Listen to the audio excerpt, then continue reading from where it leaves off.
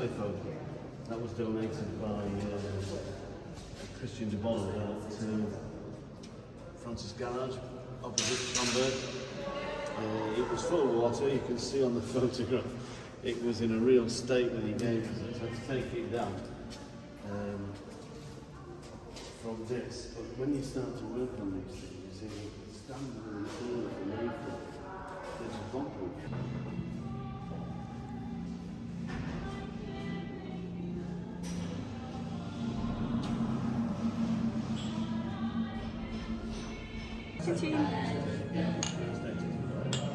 I'll give you 3 days. Of major international newspapers telling of the lead up to the war. We've got the front cover of the Gibraltar Chronicle, the local newspapers, you know. And this one for me is the most sort of important because this starts off the exhibition, started off the war really. So Chamberlain tried his best to make peace with Hitler. As we know, it didn't happen, and war started. So we start telling of Gibraltar's importance during the war as well. You were just talking about that. So I watched something recently where they're saying that everyone viewed it as a failed attempt, but it actually was successful because it was designed to bind us from the start. You know that he had cancer at the time as well. So it was very to imagine what a difficult job he had. So the world was just waiting. So anyway, it's we know it started. And we have wood coming up the right side. We watch this footage. Take a seat. I am speaking through the cabinet room in Downing Street. This morning, the British ambassador in Berlin handed the German government a final notice stating that unless we heard from them by 11 o'clock, that they were prepared at once to withdraw their troops from Poland, a state of war would exist between us. I have to tell you now that no such undertaking has been received and that consequently this country is at war with Germany.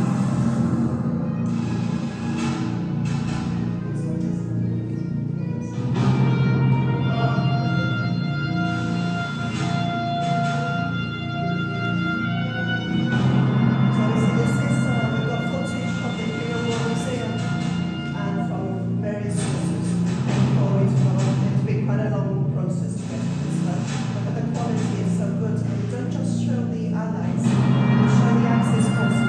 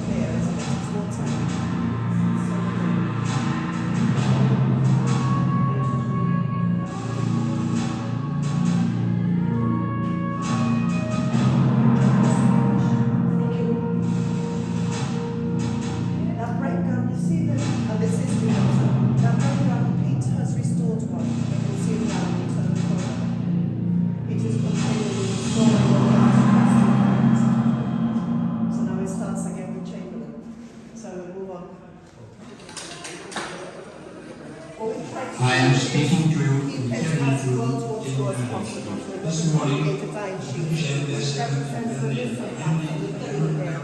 And of course, keeping everything very World War II, including replicas, like the replica radio.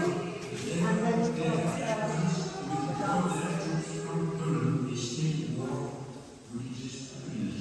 that's a replica, which we saw in the footage. And this is it's a replica of the rifles, SMLE rifles that were used. And we've got quite a few of those. Here we're not like honouring war. We're honouring the people who served and trying to tell the story of how horrific it was and why it should never happen again.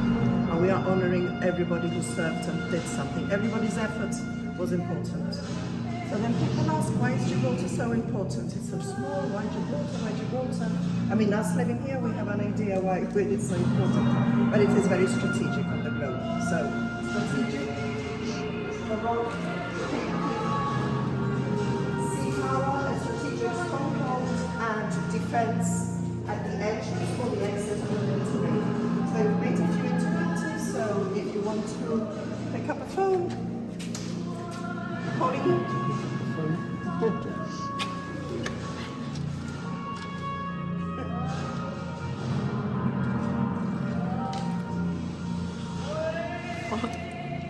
Thank you. So we've done interactives because we don't want it to be just like a history lesson. We want it to be, in a way, enjoyable and entertaining without sounding too disrespectful, but to actually enjoy the experience and feel like we're living in the 40s. So we've got the BBC sound radio like it. So here we talk about different operations. Many operations were planned concerning Gibraltar. Some materialized, some didn't. Operation Catapult is when the Allies bombed the French fleet at Mers El Kebir in Algeria. The French had joined the Germans, so they were then the Vichy French, and the fleets, the Allies were scared that the fleet was going to be taken over by the Axis forces. So they said, join us. They didn't want to join us, so they got bombed, and many people did die. So it was quite a catastrophe, and something that they sometimes debate should never have happened. But had they got into the wrong hands, they could have been attacking the Allies. So this is what war is all about. So that's Operation Catapult. Operation Felix is when Hitler and Franco decided it would be a good idea to take over Gibraltar. Franco wanted to keep Gibraltar. Hitler and Franco didn't get on too well, so it actually didn't materialize. Fortunately, what happened was that the local civilians were evacuated and only able-bodied men stayed behind. So this is a map of Operation Torch. Operation Torch, which we mentioned here, is when Eisenhower planned the attack of North Africa, which was successful. He planned it from inside a tunnel in Gibraltar, inside the Compton tunnel. So this is all planned, and he actually became the only American who's ever been sort of in charge of Gibraltar for a few months when he was planning this. And these are all copies of originals that we have got from the archives, from the Imperial War Museum, from different sources. So this is how Europe and the Mediterranean looked like during the war. And this is where they went from Gibraltar and started attacking North Africa. So because of Gibraltar's position, they were able to do it from here. Gibraltar is very, very important. Just in that and many other things. And then this is other operation, Operation Tracer, which is regarding State French Cave, which I'll tell you about a bit later. Okay? Thank you very much.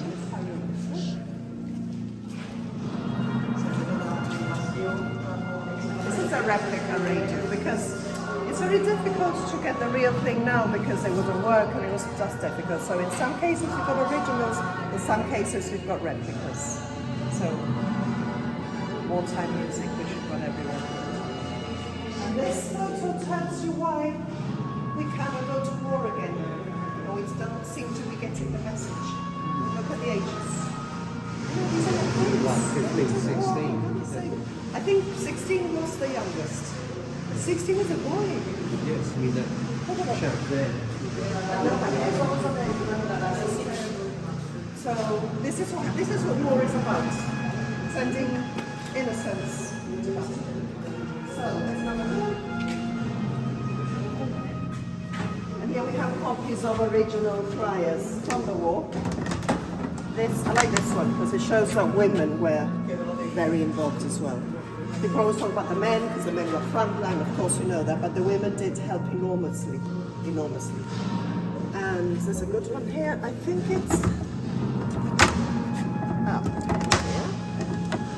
this one. This is a copy of the flyer that they dropped onto the ships in Mersa Kabir in Algiers to get them to join the Allies before they bombed the ships, which we know they didn't. And there's images of the ships being bombed. Those two. Then we have Churchill with Mason McFarlane, who was governor of Gibraltar. Those two. Those two. Here we've got Eisenhower planning Operation Torch inside one of the tunnels. This is inside this tunnel. This is Little, who was the governor at the time when Gibraltar joined the war. And these are the old water catchments. I don't know if you know about that. Yeah, but we used to collect the water there. Sorry? They were taken off about 25 years ago. Taken off, and all this has been opened up so you get natural vegetation. They've left a few on this side so that the guides can explain it. That's it. But the rest is all got the vegetation that belongs to that area. This is an old ancient prehistoric sand dune that was blown up, the sand blown up on the eastern side about 5 million years ago. The Mediterranean was landfilled. This is the Gibraltar Defence Force, who are the guys who stayed behind, and they were the precursor of the Royal Gibraltar Regiment nowadays. That is my great uncle. Yeah. And that is the Black Watch, Scottish Regiment, that is why you have John's balcony at the very end, named after them. Okay, so carry on.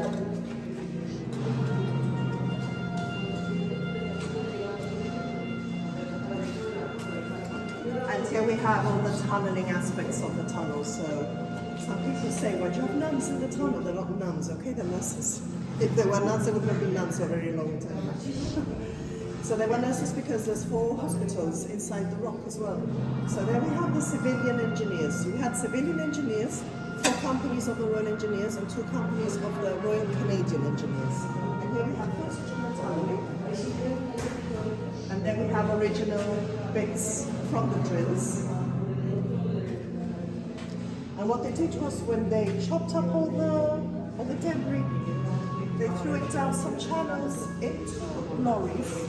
And the lorries at night went to the airstrip and started reclaiming land. And they did this at night because during the day there would be Spanish people working. And many of them were Australian spies. So they did the airstrip away from their eyes as much as possible. This is about 70 people. And you see them now walking, carrying something really heavy. No health and safety procedures, everything was just rush, get this done.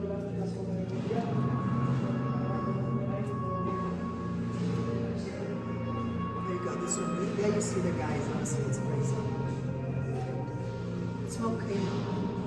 And then right on the edge. Watch them.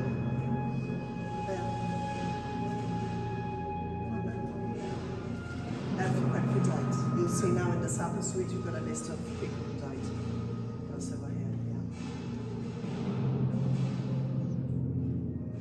The other thing also, we were evacuated, but these guys also left their homes. They didn't really know they were going back. So a lot of separation of families and everywhere you looked. So there's the, that's the British drills which were dry. So that is like a silicon powder coming out. The Canadians had a more sophisticated drill which would pump out little bits of water so it became sludgy and they wouldn't really take. That's the Canadian drill. And it had a diamond tip at the end. And they used gelignite.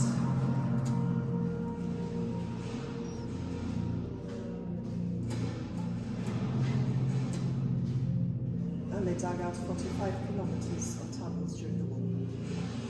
4 years they dug out kilometers. It's crazy. And nowadays you couldn't get anybody to do 4. It was 3. Before the war, we started tunneling in 1782, which was the first of the Great Siege, and that's when we started tunneling. In total, 54. Yeah, so that was tunneled earlier. And then there's a bit small tunnel just after, up until the 60s. So you can see the map of the tunnels here.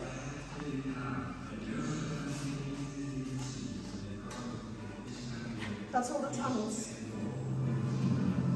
And there's one that runs almost from north to south, and it's the Great North Road. But there's some really unusual names. All the names are there. For example, you can see.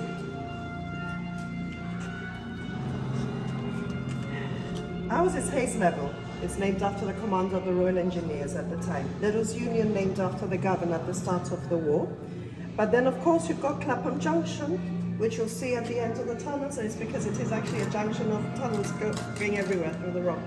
And then you've got, wait for it, typical beefsteak magazine. Why? Because men thought that it looked like a beefsteak. So, yeah. They got Ottawa Chamber, named after the Canadian Royal Engineers, and Maida Vale, because obviously they were English, and Harley Street, where there's one of the hospitals. So you're just looking at the names. Each of the bits has a bit of history about it, so it's very interesting now because they say the small roads inside the rock than there are outside. Yeah. So it's not really as solid as the rock. It's a bit like a Swiss cheese. So there you go. Which makes an interesting question about me. I noticed on the inside of the ceremony of flowers, there's some concrete steps from the road which go up.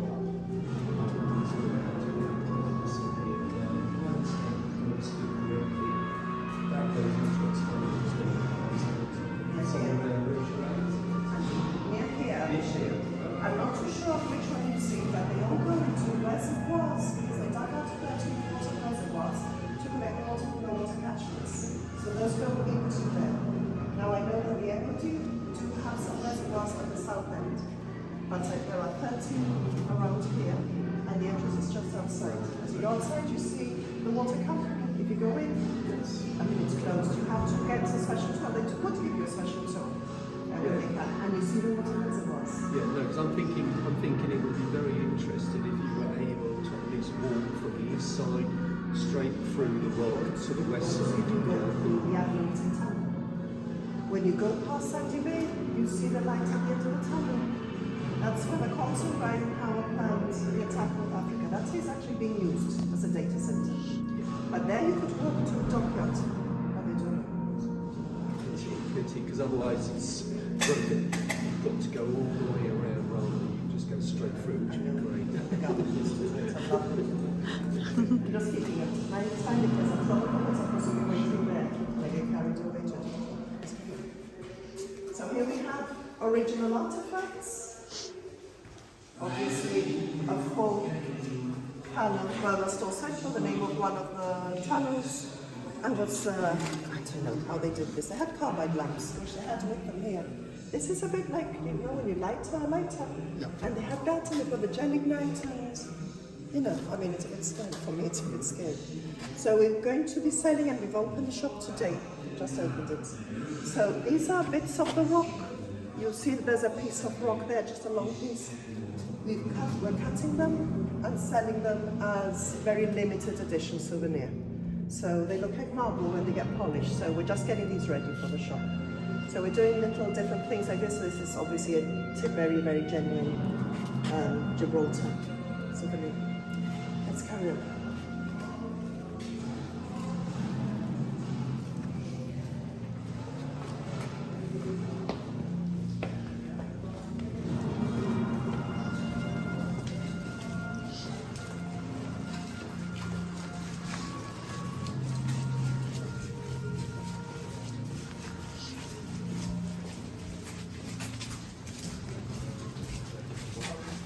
You went into the Spitfire Hall already, yeah? Yes. Okay, did Pete show you the other end of it? Yes. All right, we'll go.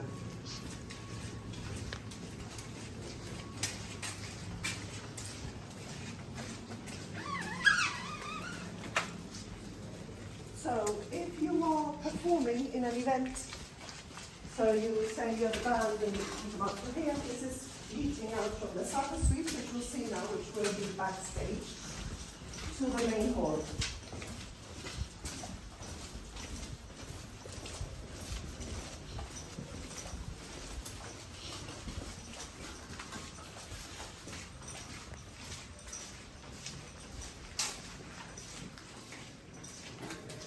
Also, if you hire it for your event, you could also come in this way. You know, we can change the way the flow goes through. But this is very good for being backstage and coming out to your videos. We can sit about 500 theatre style, and seated down dining maximum 300. Now, there's a lot of water dripping down from the roof. Now, I presume that's the rains that we've had, and it just kind of just permeates through the stone and ends up here. At the moment, we are only going to have events from end of April till October, until we sort something out. We're trying to get some sort of like army tents that they might use in the desert, so it looks authentic, and it is authentic. Just to be able to have an event and not to risk that. But at the moment, until that happens, we're only having events here. We've got smaller events venue in the warmer months. Because this, you have to expect it because it is a rock and it's like a microscope. There's always drips coming. Because it wouldn't be any fun having an event and it's dripping down on you. It's a stage or it's a smaller events venue. We call it the Sapper Suite. A Sapper is an engineer. Instead of being private Robert Francis, for example, it's Sapper Robert Francis. So what we decided to do here and on the side in the tunnel corridor is tell life stories. Everybody's life is very important. Everybody's life was a contribution, and many people merit the story being told. So obviously you'll have more time later, but I'll just very quickly run through who they are. So Major Foss was with the Royal Engineers, although he was Canadian, and he died of a brain hemorrhage while serving in Gibraltar during the war. There is a tunnel called Fossway after him. Sapper Logan Corbett was the only Royal Canadian engineer who died here during the war, and he died because when he was watching his friends drilling and a rock fell on top of him. So he died, and unfortunately it was like 2 days left before him to go back home. Oh. Yeah, so there we go. Don't have a photo of him, but we have a photo of the watch fob. That's all the Royal Engineers received for having been here. So if you find one of these, keep it, it's a treasure. Sapper Francis, no relation. It's my son is Francis, go Francis. He loved his time so much and made so many bonds, so many friends, and felt so much for Gibraltar that his daughter came to live there because of this, because he was always talking about Gibraltar. So she said, please honor him. Gladly, we did. Lance Corporal Bolton came to Gibraltar and died drilling. He put in the wrong fuse by mistake and it detonated before they could get away. His wife was pregnant in England and his daughter came a few years ago and was in the cemetery, and so was Pete Jackson. They bumped into each other. And she says, I'm here trying to get some history from my father who served here and died during the war. And she bumped into Pete Jackson, who's the best military historian, the guy you were talking to earlier. And he said, I'll help you. So we got his story. She comes every year, stays with Pete, and we've honored him. That's Lawrence there. Sapper John Gunn features in one of the Pathé movies, and his grandson comes to Gibraltar quite often, and again he said, please honor my granddad, because he was always talking about his tunneling days in Gibraltar. So we have. And as I said earlier, Lieutenant Colonel Hayes Level, the name of this tunnel, was the commander of Royal Engineers at the time. Yeah? So we're going to go this way.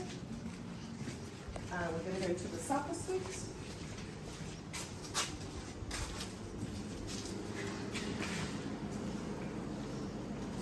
And this is where we talk about the engineers. We have the timeline of the engineers, how they were formed in Gibraltar in 1772. We do have a list of engineers who lost their lives in Gibraltar, hence the Poppy League. So there you see, all these people died in service in Gibraltar. Pre-World War. World War I, there was hardly anything happening here in the tunnels. Interwar. World War II. And look at their ages. 23, 21, 31, 24. And this is probably, I think this one was 50 something, but 45. I mean, nobody was old. So These are the people we honor. When I made this list, they're very nice, but we're very happy to be able to mention everybody from where they are from, and they were people who did give up their lives, really. Over here we have images and a little bit of history of the Canadian towers. These are all the Canadian towers. So in this group is Sapa Corbett, who died whilst tunneling. I'm not sure who he was. We have never found a photo of him. Not yet, anyway. The history of the Canadians here. And then we have some maps of the tunnels and pre-war tunnels as well, the tunnels that they dug out during the Great Siege.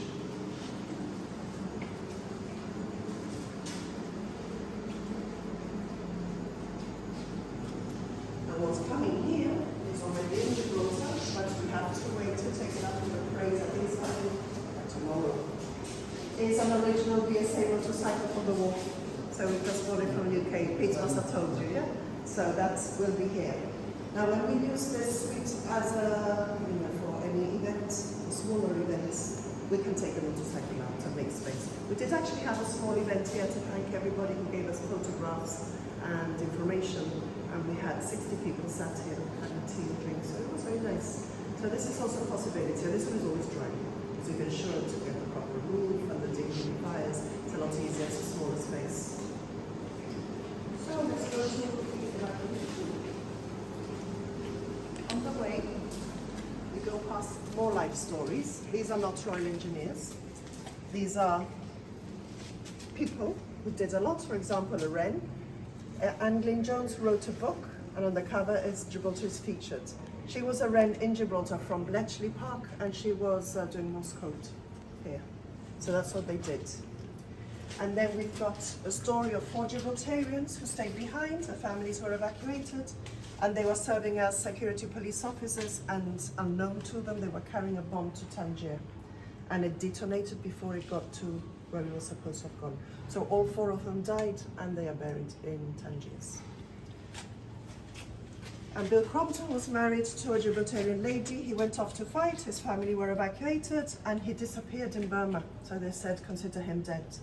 4 years later, when their family was still in Northern Ireland, he turned up. He had been a prisoner of war. So they had grieved him the 4 years of the war, and he came back.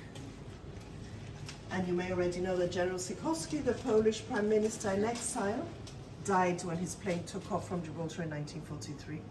These are all the people who died along with him, except for the pilots. This person, Jan Grzelewski, was a Polish Home Army courier. They did not know who he was because he was on a very secret mission, and they found out who he was from somebody else we have on our life story. I'll tell you about her a bit later, okay? So now we go into the evacuation room.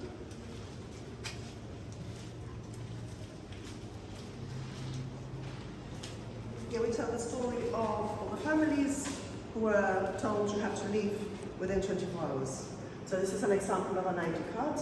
Lourdes Bidagoga is actually my friend's mother. She passed a few years ago, and she wrote a book on the evacuation. We're going to start selling it as from tomorrow. It hasn't arrived yet. And we have little bits of the book told throughout the exhibition to bring it to humanize it more. So you see here, and you can stay here too, this is also really tricky down here. But this is the order given, and they said 24 hours they've got to go. The families didn't know where they were going. They had to leave the husbands, their 16-year-olds behind. They just took with them the older men who couldn't fight, and they didn't know for how long. So imagine, we think COVID is bad, that was horrendously bad compared to them. But anyway, 24 hours later, the first boats left to Casablanca.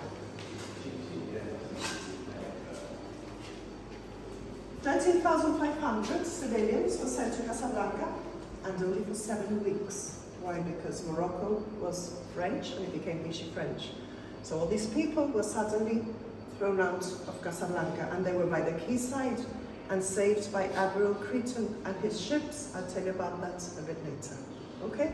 So they came back to Gibraltar for a couple of months, more or less, and then they were sent to different places. We'll see in the other room. That is my dad, my granny, my aunties, and my uncle. My uncle was born in London. The same day he was born, his granny died because of shrapnel. She got a shrapnel wound. So they were evacuated to London? Yes. Because when they went evacuated to Casablanca and they came back, they said, I don't know, we don't know where to put them, we don't know where to put them. They came back for a few weeks and said, come on, they've got to get out because Hitler's coming in with Franco, things are getting bad, got to get them out. So where do we put them? Let's start sending them to London. So 14,000 were sent to London. But London was much more dangerous than Gibraltar at that time. They thought Gibraltar was going to be attacked and we were considered useless mouths, is what they called us. Didn't want it to be derogatory, but we were useless mouths. It was feeding a nation that they was going to be of no use. So they said, let's keep the useful people like men behind, and the families can go. So they went, and yes, my dad's granny, her mother-in-law, was the person who died the same day in the same house that his brother was born. So he met his dad 4 years later. And let's carry on, because we'll have to hurry, and there's all the regiments, men stayed behind, the big photo that they had taken. Few women stayed behind. This woman was saying, I want to stay behind. Her boyfriend was a civil engineer, and she was saying, I'm just staying behind with him, and I can work. And so in the end they said, okay, we'll give you a job, you'll be a postal censorate, but you have to marry your boyfriend. You can't stay here as boyfriend and girlfriend. So she got married, hence the scribbling of the name, so she had to get married. They stayed married all their lives. Scambri, yes, because a lot of us have Maltese blood. So Maltese came here from the British colony and were working here. They did the dockyard in Gib. So we're very nice. GDF again, Gibraltar Defence Force, which is now the Gibraltar Regiment. Typical jobs you would have had if you stayed behind. I will go around this corner to the diaspora.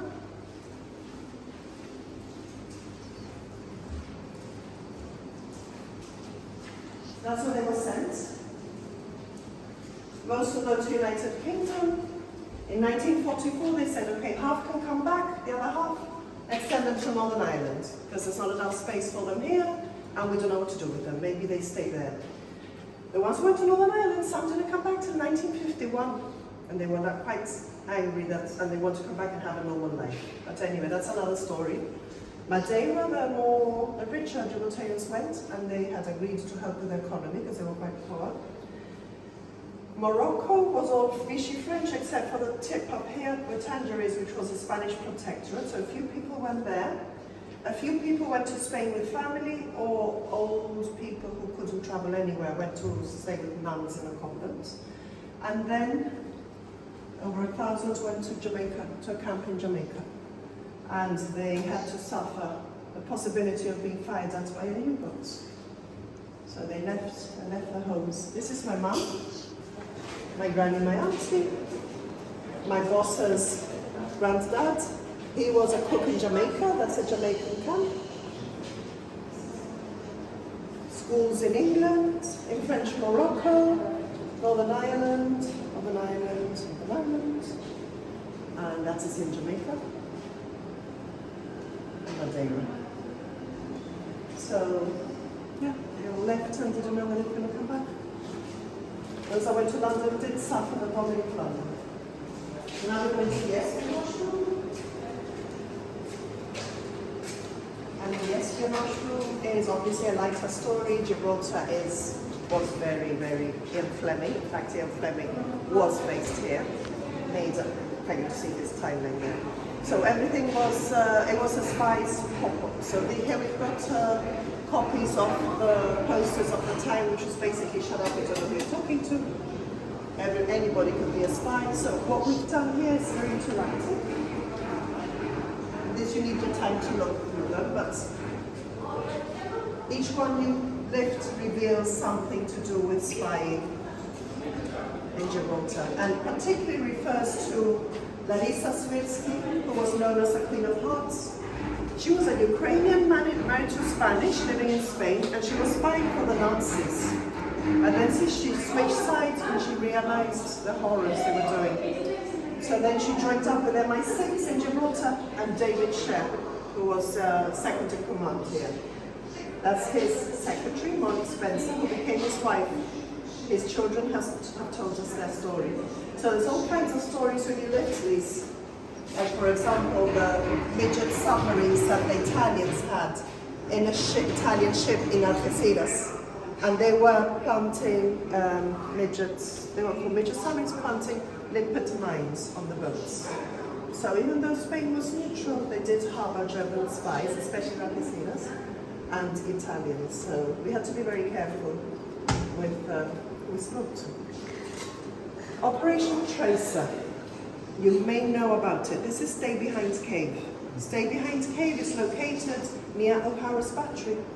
Now this was a cave stroke tunnel in which 6 volunteers offered to stay behind and be cemented in case the Axis powers had taken over Gibraltar. So it didn't happen because the Germans never took over Gibraltar. But they did have everything prepared to spy on them. So this would make a really good Netflix film. That was a one-way ticket then for the guys that would have been there, because there'd be no way guys. out. Way out. The only way out is giving in to the enemy. Yeah. So these are the people. Now Bruce Cooper came here a few years ago. In fact, his children came last year giving us the story. I also said, Anne, did your mother know about this? She never knew. We never knew. One day when the story came out in the newspaper, my mum went to my dad and goes, Bruce, what's this? Couldn't tell you. So he said, that's it, and they were quite angry. But that's when we found out the story, years later. So quite a story, really. And it's quite interesting. This, with very special permission, if you ask the Gibraltar Museum, they might take you. But it's the amount of people who can go in there is limited, because obviously it's all very derelict now. But it's very interesting to see where they had the spy holes out on either side, the machines, how they would generate their electricity, and they did alternative things so that it wouldn't be discovered. So we go through here, the timeline of Ian Fleming, and all his operations and his involvement in Gibraltar. In fact, he was involved in Operation Overlord, which was the D-Day landings. And there's this Operation GoldenEye, which is what he named one of his books, and his villa in Jamaica as well. So he was very, very much involved and based in Gibraltar. So when we read James Bond's books or the films, we can see that there's an inspiration from his time there. And this is all interactives. A bit of fun, so a bit of spots the difference. This is Eisenhower planning the attack of Africa. You have to spot the difference. The answers are in secret files. And then, for example, let's see if you can, one of you can be a spy. Come over here. Let's. Okay, so you've got to. It's only going to be a few seconds. Really look at this, and then the light goes off, and then I'll ask you a question. Let's see if you have got an eye for detail. So another question. Which brand of watch is advertised on the sign? Boris. Boris. Good. Let's try one more. Let's try this one. Okay? Let's try this one. What is the final letter of the plane's registration? N? Who said Z first? Not first, no? Or one? I said N. And let's see. The last one. How many people are in the horse-drawn carriage? 2. Who said that? Me. Okay, so it's 1-1. Everyone got the point. And then if you were in Stay Behind Cave, you generated your own electricity.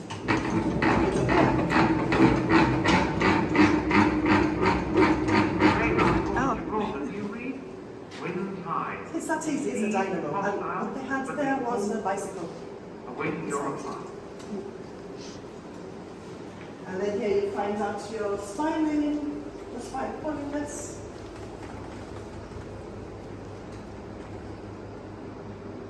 Cheers, Lady Martin. And let's see who this suits better. Oops. Who will be a bullet of the two? You? And you? That's it, I do it. You the names. Silent.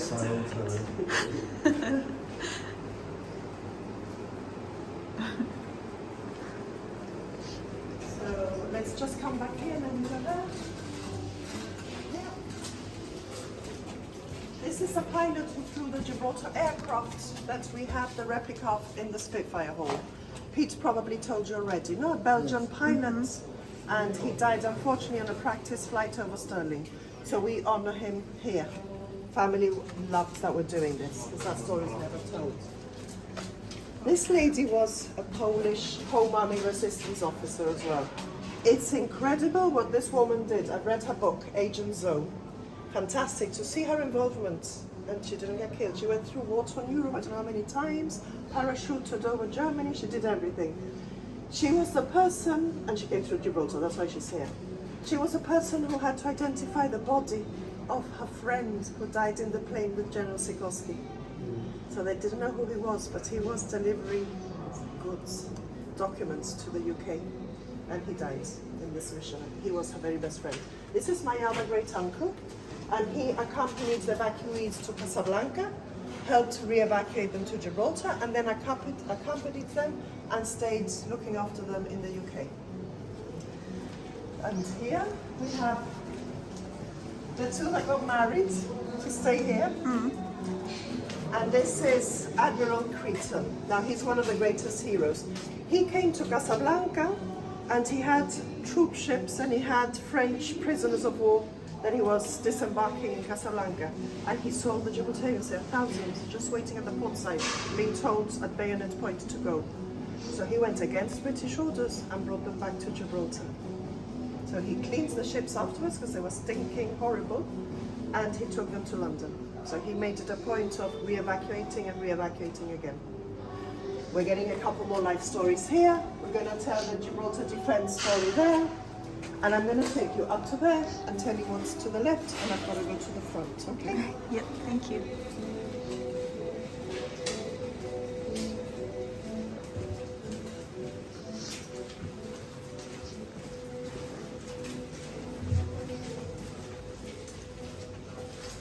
If you go to the very, very end, you will see that there's Clapham Junction. And then behind that, you go through these very large bomb blast walls that takes you out to Jock's Balcony, and you have a fantastic view of Gibraltar. Okay. Yeah, and as you go up there, you will see the Victory Walk, because it's VE Day today. Okay, so I'm going to leave you, I'm going to go to the front. You have 10% off your teas and coffees. Again, you're going to have another one. And if you have any spare change, just dip it into any of the collection boxes, okay? Thank you very much. Thank you.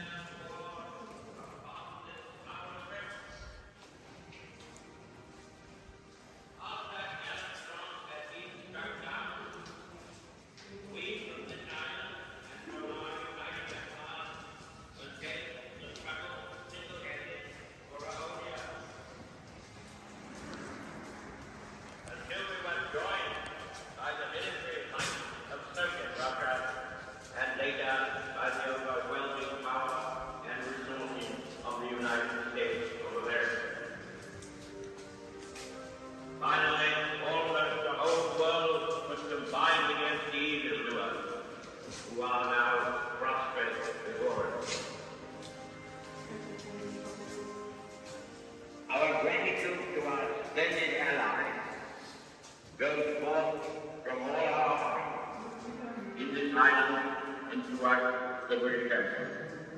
We may allow ourselves a brief period